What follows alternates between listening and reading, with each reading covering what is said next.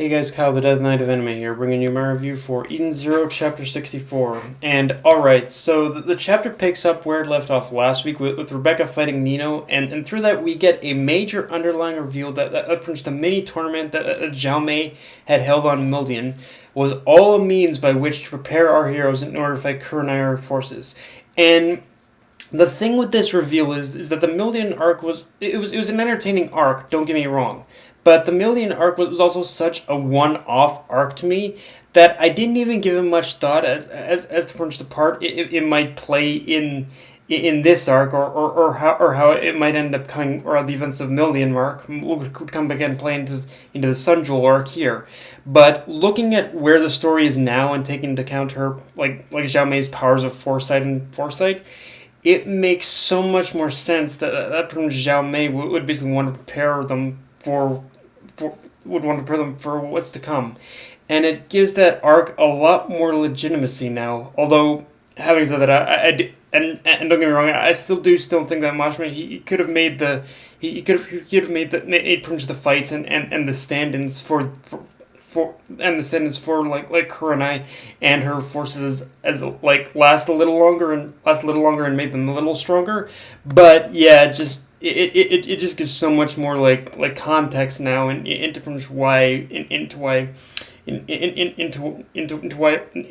Zhao Mei had them fight all those people. It was to kind of just prepare them for the people for people like Nino and Kurenai and just all the people that they would encounter and fight on. On Sunjul. And so yeah, it just incorporates that. It incorporates the Mildian arc. It's so kind of cool to see So I will admit it's kind of cool to see Mashima incorporate the Mildian arc into the story in a way that made it feel a lot more important than just like a pretty much one off arc that was entertaining, but didn't feel like. It felt completely like disconnected from any other part of the story. But now we basically have that connection, and it makes so much more sense. Now let's talk about the Valkyrie aspect of Zhao Mei's prediction, because it definitely raises a few eyebrows for me. On one hand, as pretty much said, it makes sense that pretty much Zhao Mei would pretty much want to, in context of Homura, pretty much fighting fighting the doppelganger of her master.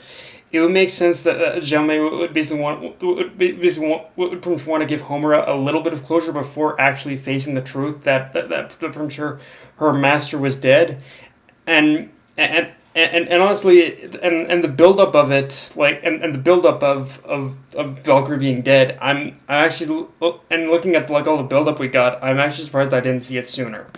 But and it definitely appears that Mashima is hammering home that yeah, Valkyrie's gone for good and she isn't coming back.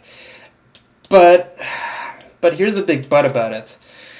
The thing about this is that it doesn't matter how many times Mashima, it doesn't matter how many times for me that Mashima hammers home that Valkyrie's gone for good. Well, the thing for me is that pretty much the whole thing with the whole idea that the whole concept and idea that of the ether metals that Mashima had introduced previously.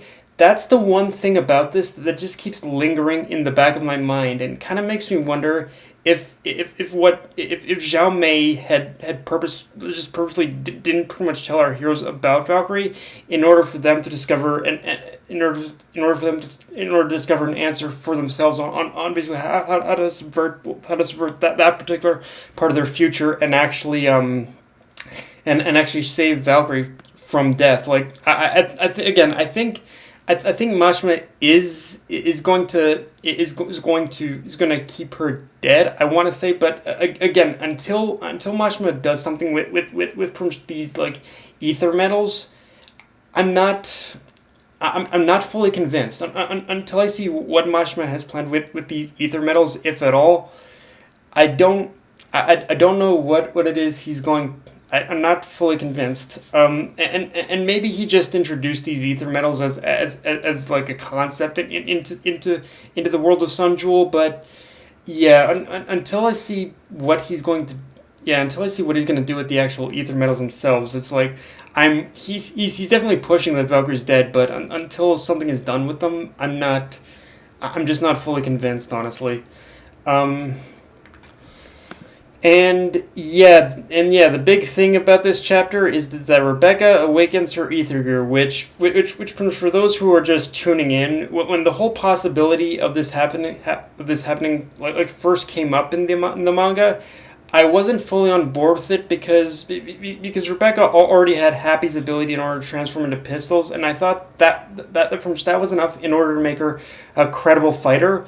But this leaper, I wasn't fully on board with her like having this having any kind of ether gear in general. I kind of like the fact that Rebecca was from just only normal human being, and I wanted her to kind of stay that way. And while I still do kind of have those same thoughts, uh, this I think that this pretty much leaper power is probably the best scenario I could have asked for, because if anything, this is actually going to make her more mobile and even allow her to fight a lot more effectively than pretty much before. Like the whole like when you think when you think of it, that this whole leaper power combined with basically Happy's pistols, it's like the perfect combo. It would allow her. It would make her probably one if not the most badass fighters in the Eden Zero crew. Even more than Shiki and even more than Weiss. I'm just saying that right now. This combo of her leaper power and Happy's pistols. It opens so many doors in order for Rebecca to become one of the most badass fighters in the Yin Zero manga. I'm saying that right now, and I'm excited for this. In fact, when I pretty much think about it and looking at how many times Rebecca has messed up in a fight, it's always been in a way that literally trips her up. In a way that literally trips her up too. So with this leaper power, it actually alleviates that from weak point where she would always leave her legs unprotected. So now with this leaper power, it both alleviates that weakness and it makes her even stronger. And yeah, I can't wait in order to see where this goes and how much stronger that Rebecca's going to get because of this. And yeah, so. Now, one thing that we didn't get in any more deeper into, unfortunately, with this chapter is that we didn't exactly know what Nina was talking about with saving the universe. I mean, we might. I think we might get into it a little bit next chapter, maybe. But yeah, we didn't get to figure out exactly what Nina was talking about with saving the universe, but. After this chapter, I'm more convinced than ever that whatever prophetic thing that Nina was talking about with saving the universe, it probably does have something to do with the chronophages, because at the end of the chapter, from Xiaomei pretty much makes a very brief note at saying that Rebecca has yet to unlock the true power of her ether gear. And going off the name Leaper, as we saw it obviously made her super fast and gave her super speed, but just knowing the fact that pretty much Rebecca has this increased speed, it isn't impossible to think that at some point in the series, if she develops her power enough, Rebecca could gain the ability to literally leap through time in some way, and that could change the game, and if that or just in general gain from some kind of time related power, and if that is the case, that could change the game so much in basically how the characters have dealt with the chronophages. How the characters dealt with the chronophages, because if you think about it, most of the time that they've dealt with the chronophages thus far, it's really just pretty much been about pretty much escaping a planet, even pretty much before the chronophages actually appear. But if let's just kind of just saying that with the possibility of Rebecca gaining some kind of time ability to manipulate or leap through time.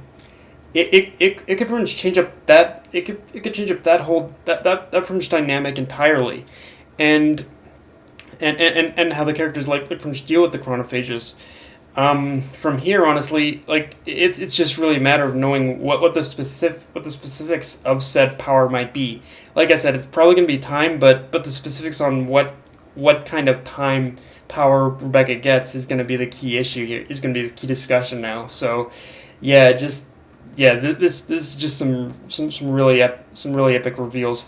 And but yeah, guys, that's really all I got for this review. If you enjoyed the video, like, comment, definitely comment because I want to hear your thoughts on this. Like it's this is one of those chapters that really I think is warranting of a lot of discussion too. So yeah, like, comment, subscribe. Follow me on Twitter, Facebook, and Mr. Crunchyroll.